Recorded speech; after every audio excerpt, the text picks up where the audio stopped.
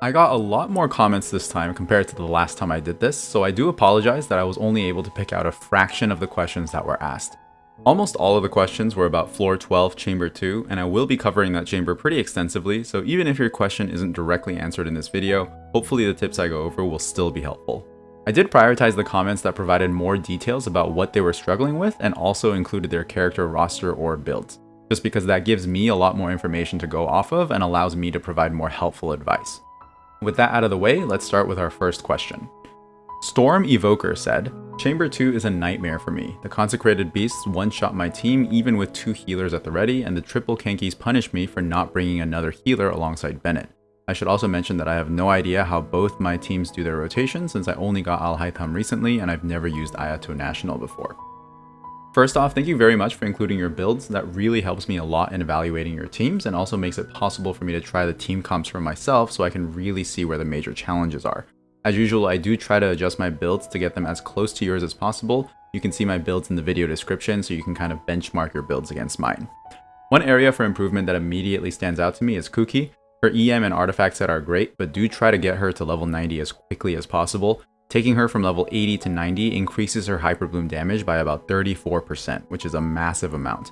Since most of your team's damage is coming from those Hyperblooms, this is the most important upgrade you can make for this team. My Kuki is already level 90, so to account for that 34% damage difference, I turned down her EM quite a bit to try to match her Hyperbloom damage. One tip I can offer for survivability is to use Yao Yao as your tank.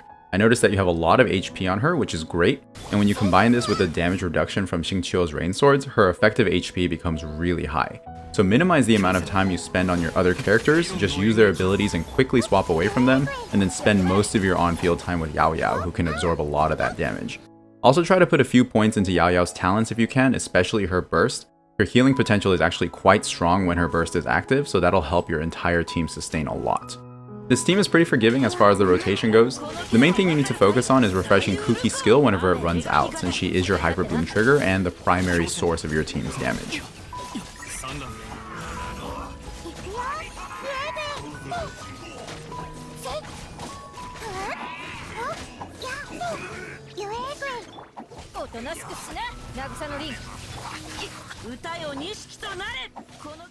For the second half, I don't have Ayato unfortunately, so I'm using Yelan in his place. Their playstyles are pretty different, but in terms of damage output, I think they are pretty similar. The rotation for this team is also pretty straightforward. I usually just go Bennett, Sucrose, Xiangling, Ayato, just using their skills and bursts in that order.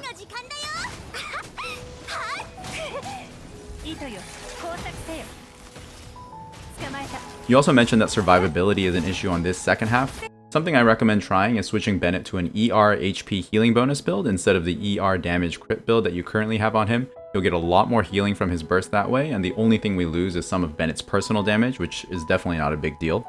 The other tip I have for survivability on this half is to really take advantage of your burst animations to avoid as many attacks as possible. I would actually consider giving Sucrose and ER Sands just to improve the uptime on her burst. The more burst you have ready to go at any given point, the more tools you have to dodge those stronger attacks. The ER and burst uptime are really important, not just for dealing more damage, but also for improving your survivability. To take this one step further, I might even consider using a Favonius sword on Ayato. I know it sounds kind of crazy, but since he does take up so much field time with his skill, your other characters don't get many opportunities to recharge their bursts. Putting a Favonius weapon on your on-field character allows you to generate those neutral energy particles, which helps everybody out. Of course, you are going to lose some of Ayato's personal damage because the Favonius sword definitely doesn't hit as hard as the Kagotsude Beishin, but I personally think the increased uptime on everyone's bursts can actually be a worthwhile trade-off. That's all the advice I have to give here. Thanks again for sharing your teams with us, and good luck. Irfan Fathoni said, for the current Abyss, I just can't seem to dish out enough damage on the Magu Kenkis and the Triangle Machine. I'm currently using a Zhongli Hyperbloom team on the first half and Kazuha National on the second half. I don't know what the problem is. Is it my build, rotations, or just skill issue? Hope you can give me some advice. Thank you. Thank you again for including your builds. Just at a glance, your builds look very good to me, so I don't think that's the problem. The only thing I might nitpick is Xiangling's ER. If you're not diligent about funneling those pyro particles into Xiangling, 180 ER might not be good enough to get her burst off of cooldown, but aside from that, everything else looks really good. One thing that helped me a lot when using your teams was to switch the positions of Yelan and Xingqiu. Since Xingqiu does self-apply Hydro with his skill, I was freezing myself a lot against the Kenkis, and that cost me a lot of health and time. Yelan basically plays the exact same role as Xingqiu without freezing herself, and putting Xingqiu on the first half gives us a little more survivability against the consecrated beasts without giving up too much damage. So it's kind of a win-win situation to swap their positions. The second tip I can offer is regarding positioning and focus. When the stage starts, run to the left of the green Kenki and work your way around and back to the white Kenki. Keep your focus on the white one while facing the green one. You never want to be in between the white and green Kenkis because that'll drive them farther apart from each other and it's really hard to get them back together. I always focus the white Kenki first because he's the most stationary out of the three, and after I defeat him, I focus down the green one if he's still alive. You should never focus the blue Kenki because he is the one melee enemy here, and he follows you around as you're focusing the other two, so your AoE damage should take care of him. And just like what I told Storm Evoker, really try to utilize those bursts to improve your survivability. Bennett and Kazuha are especially helpful here because they have those relatively short 15-second bursts, so I found myself relying on those a lot to avoid most of the incoming damage. For the third chamber, I also struggled a lot with ASIMON with his team and build, so you're definitely not alone there. One thing that helped me a lot is to keep the boss facing the wall whenever it wakes up from one of its stun phases. If you don't know already, the boss usually travels forward when it goes invisible. By keeping it close to the wall and facing the wall, it'll limit how far it can move when it enters the invisibility phase, and that makes it a lot easier to execute your rotations continuously. This is in contrast to a situation like this where the boss is facing kind of sideways when it goes invisible, and I have to spend a lot of time chasing it down to break its invisibility. Even with good positioning, the best run I could manage was around an 825 clear, which is still cutting it pretty tight for the second half. You can squeeze out a little bit more damage by building up your Dendro Traveler and Xingqiu more, so that is one other area you could work on. Aside from that, just make sure to keep track of the uptime on both Dendro Traveler and Xingqiu's burst. Most of the team's damage is of course coming from those Hyper Blooms, so it's important to always stay on top of that Dendro core generation. Those are all the tips I have to share. Thanks again for sharing your roster with us, and good luck. WildRedRage said, 12-2 is so frustrating. In the first half, I use Rational and Yae Quick Bloom in the second half. I consider my builds to be sufficient enough, but I can always improve them. I cleared the first run of this abyss, but I am not sure how I did it. But something I have figured out is that I'm quick to run out of stamina and unable to dodge the beast's combos, and also that I have an issue with grouping the enemies, Kairagi and Kenki especially, causing me to miss some skills and losing time and damage. One major improvement that I think could help you a lot is to work on your Bennett some more. Try to get him to at least level 80 and get his weapon to level 90 if you can. Bennett is a character that benefits a lot from the base stats that you get from character levels and weapon levels. The attack buff on his burst scales off of his base attack, and the healing from his burst scales off of his HP, which in turn depends on his base HP. So by leveling him and his weapon, you improve your entire team's damage output and healing, which makes it a really good investment for your roster. Going into the actual fight, you mentioned that stamina is an issue for you. I have two pieces of advice here. One is to replace Yelan with Xingqiu if you can. He offers almost the same amount of damage that she does, but he also gives your team damage reduction, which means you don't have to dodge every single attack, and you can save your dashes just to avoid the stronger attacks. The other tip is, again, to leverage your burst animations to avoid some of that incoming damage. If there's an attack coming in and you see that you have a burst ready to go, consider using the burst instead of dashing so you can save some of that stamina. As far as grouping goes, there isn't a great way to group the Kairagi if you don't have Animo, unfortunately. My advice is just to keep your focus on the big one, since the other two have lower HP and usually get pretty low just from your AoE damage. If possible, try to approach the big one from an angle where you can also see the other two, so it's easier to catch all of them in Raiden's big sweeping attacks.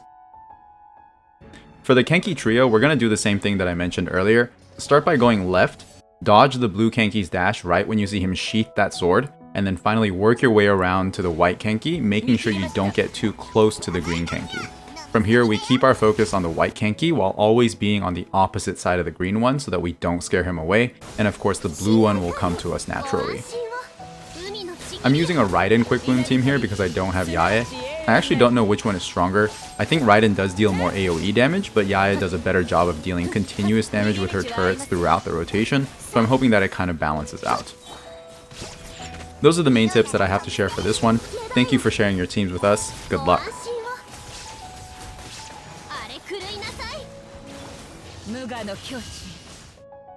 And And now I'll go over a few more questions that didn't include all of their team details, but provided at least enough context where I felt I could still offer some advice. First, we have Telltell, who said, Chamber 12-1 second half. The Whopper flowers are just so annoying. The permafreeze Eremites as well. I don't have any Animo units except maybe Traveler, but she's not leveled. First of all, I definitely recommend building Traveler at least a little bit, especially if you don't have any other Animo characters. Having a source of grouping in your roster is really important, not just for this iteration of the Spiral Abyss, but likely for future versions as well. You don't have to invest too much into her. Maybe get her just to level 70, pick up 4 pieces of VV from the Artifact Strongbox, and just try to maximize her ER. Maybe build some HP on her too, just so that she doesn't die too easily. Once you have Animo Traveler built to this bare minimum, I would personally switch your two teams.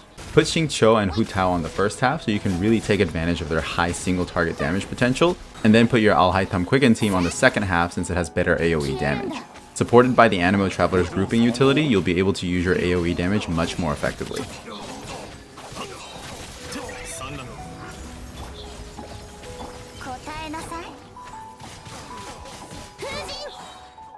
Next up, we have Tran, and they said, last time I cleared 12-3 on the first try, but going in with the same team, Ayato Cookie Hyperbloom, and it's such a struggle to find the darn algorithm Dorito.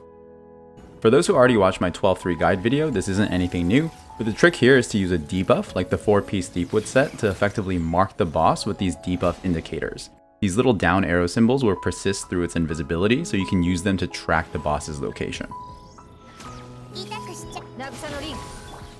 Also, like I mentioned for Irfan Fathoni, the boss usually moves forward in the direction that it's facing when it goes invisible, so we can also use that knowledge to kind of approximate where it'll end up.